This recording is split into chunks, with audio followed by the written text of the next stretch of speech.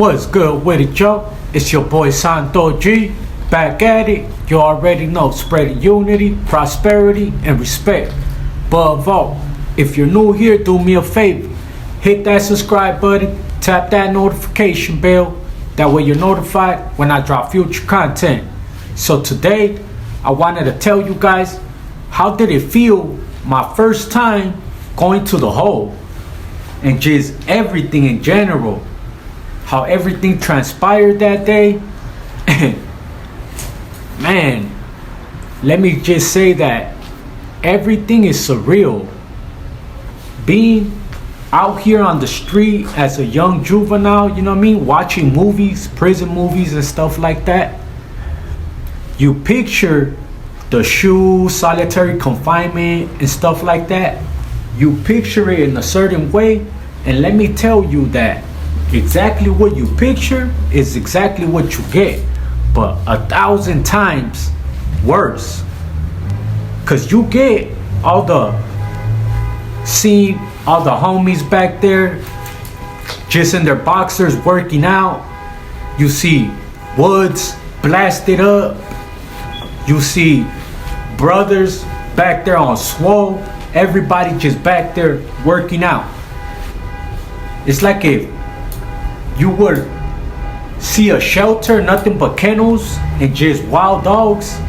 It's nothing but cages and nothing but homies, woods, brothers. Everybody just out there working out.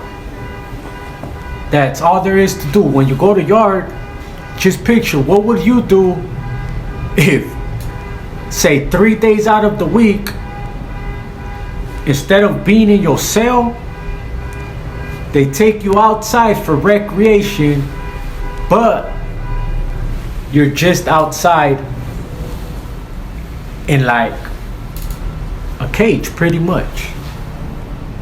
Let's just say 12 by 12, 12 feet by 12, 12 by like 8. Walk back and forth, do burpees. You know what I mean? That's exactly what you will see. So now, imagine you walking in there. Boom, they tell you this is your cell. Door closes.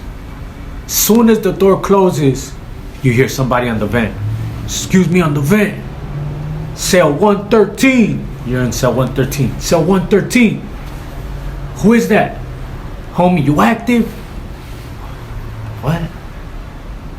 Active? Like what? What you mean? Hey, what's up, my G? You're like, hey, where you coming from? Hey, I'm coming from over here. This happened. All right, G. All right. Hey, look, whenever you get a chance, time permits, make a line. What? What's a line, my G? You gotta either use your sheet or use a shirt, my boy, and use some string. Out of that string, you're gonna make a card. And you're gonna send your lockup order to me. Just make a string long enough to get next door, big dog. I know you're just getting here, so just make a string long enough to get next door, G. And then I'll do the rest for you. Cool. Big ass string from the sheet. Big ass, thick ass string. Able to get it over, right? Boom. He gets it. All right, I got you, G. Hey, when we go out to yard, homie, I'm gonna give you a car and I'm gonna make you your own little car. I'm gonna give you a car and some string and stuff. Like, oh, good looking, G. I can, you know, but good looking, my boy. We're talking through the vent. So now I go to yard. Homeboy hands me a little car, shows me how to make it. That's my first ever experience, you know what I mean? And let me just say that you'd be surprised, man. Like, for them people that think that you don't gotta go to school, soon as you get back there or anything like that, they're gonna send you a whole long ass letter, long ass wheela, the do's, the don'ts, and they're gonna word it in a way where if you're not up there as far as comprehension with your words and stuff like that, with your grammar, you're not gonna understand it. You know what I mean? it's like if they look at a dictionary while they're writing it type shit. So they do encourage people to not only learn how to read, learn how to write and all that, because you'd be surprised, you meet a lot of homies that don't know how to read and write. Dropped out of school at elementary, dropped out of school middle school, probably never went to school, you know what I mean? You'd be surprised. So if you guys think that school isn't important, man, y'all gonna learn the hard way. You know, there's a lot of stuff that I couldn't even comprehend, man, and I have my GED. So all my little youngsters watching, man, stay in school, learn your studies, your proper grammar, reading, writing, you know what I mean? It's your boy Santo G. Just wanted to tell y'all my first experience. How was it? First walking into the hole. And now let me get into what led me to go to the hole. So pretty much I was trying to sharpen a weapon on the yard. I had a weapon stock, a piece of metal, and I was trying to sharpen it on the yard. And the tower seen, and they radioed it down there. The homie seen everything happening, so he was running laps, and he came and told me like, hey, get up and keep it pushing. Oh boy pointed over here and radioed over here, because he knew what I was doing. He's the one that handed it to me, you know. So boom, get up, start walking.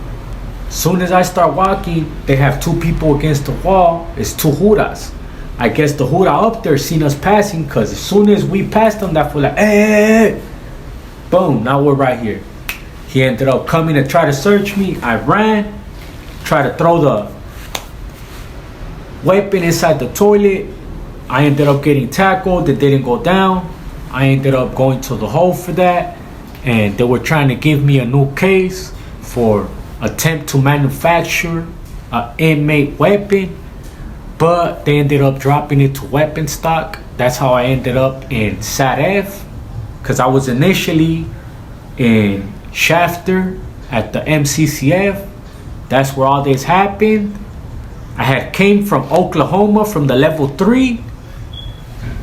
My points had dropped from being on lockdown so long, from after the riot and just little stuff that were happening, for any little fight that were locking us down.